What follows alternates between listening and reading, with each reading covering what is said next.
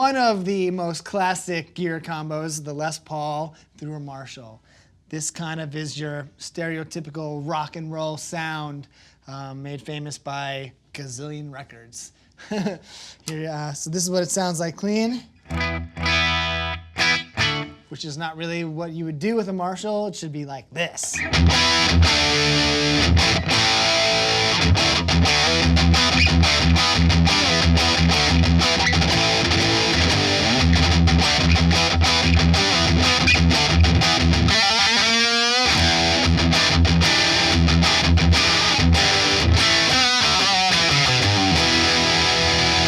I would definitely really utilize the bridge and the neck pickup for soloing.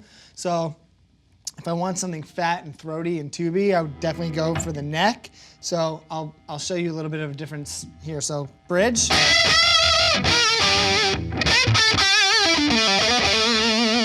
The pickups in this guitar, you know, the output is a little closer to more of the old school Les Pauls.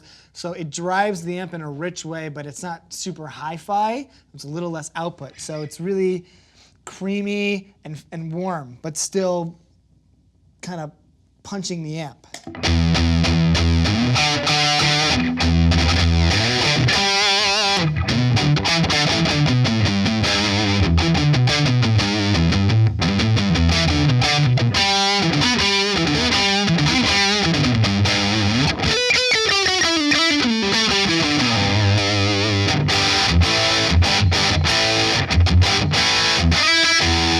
This is pretty wild in terms of burst. I don't think I've ever seen anything quite like this on a Les Paul. You normally think, you know, traditional sunburst, cherry sunburst, gold top, but this is really definitely unique and modern and super funky. Definitely stands out.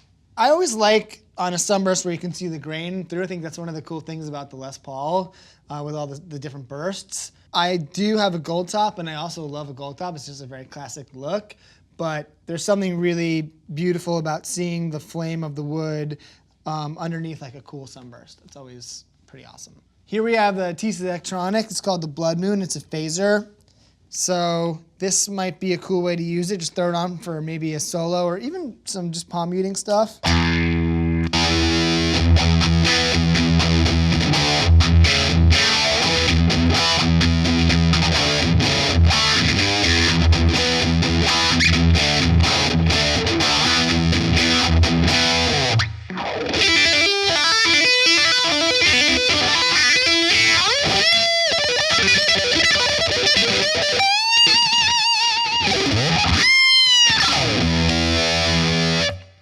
Just makes the sound kind of moving. It's not as static. And then we have the Echobrain, the analog delay in our effects loop. So it's in the effects of the amp, not in the front. So with you know, when you have a dirty thing, I kind of like having it through the effects loop, so it's not, you don't get that delay that sounds like. It's cleaner.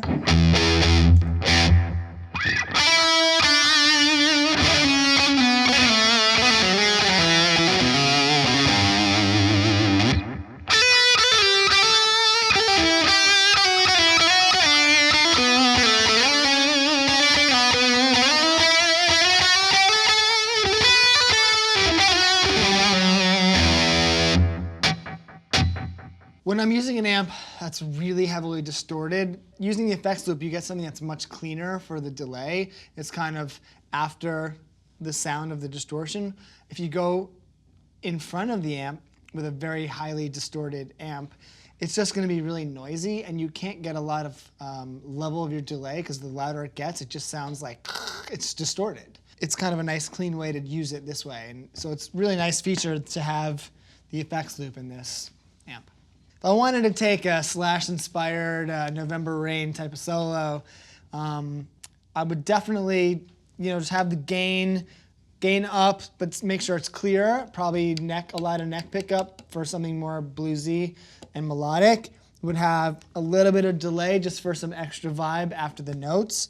So maybe something like this.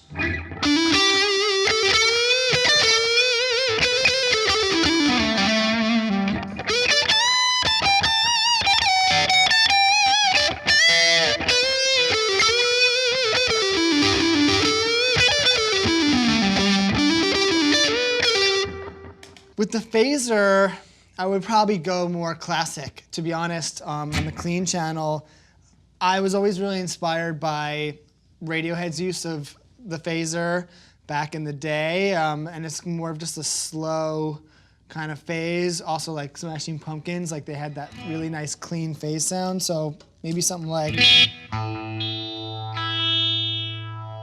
I'd have the rate probably the slowest.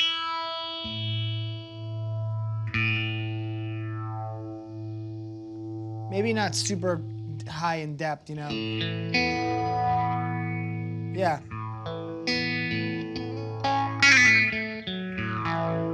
It's kind of how I would set that. Maybe a little less depth.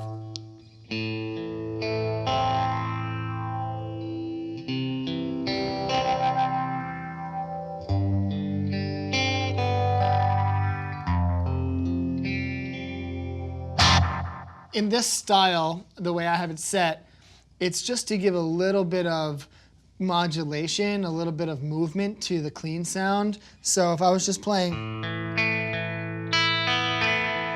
with no effect, with delay, but you add the phaser,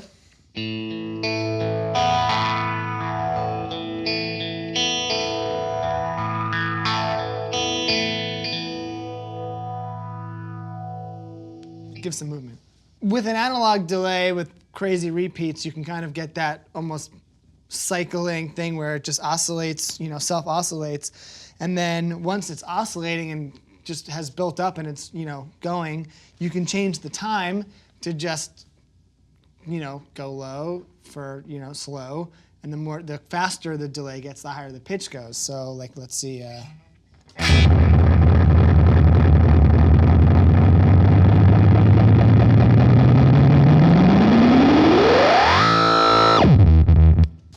It's really beneficial that this amp has the low output right there, because if you're in an apartment or something where you can't be very loud, you can play at bedroom level and, you know, on 10 basically.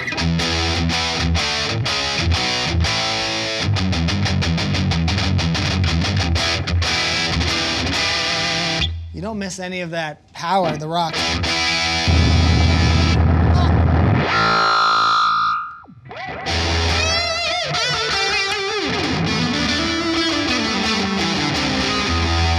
I can hear my picking as loud as the full on 10 sound, so that's pretty cool. This is the type of rig that I would probably use for, you know, rock out in your bedroom or at home if you want to just kind of jam out with some distortion, or your sound is heavily distorted and that's like your main sound in that kind of thing. This would be a great gigging amp. It's plenty loud. It's got a lot of options with the ultra gain and the EQ, which is really cool. You can definitely use all the different vibes on this amp. You know, you have a clean, and you have gain, and you have ultra gain, so you have more of a classic thing, and the ultra, and you got the bedroom level. I mean, so there's a lot of variety and versatility just within this one thing, which is really cool.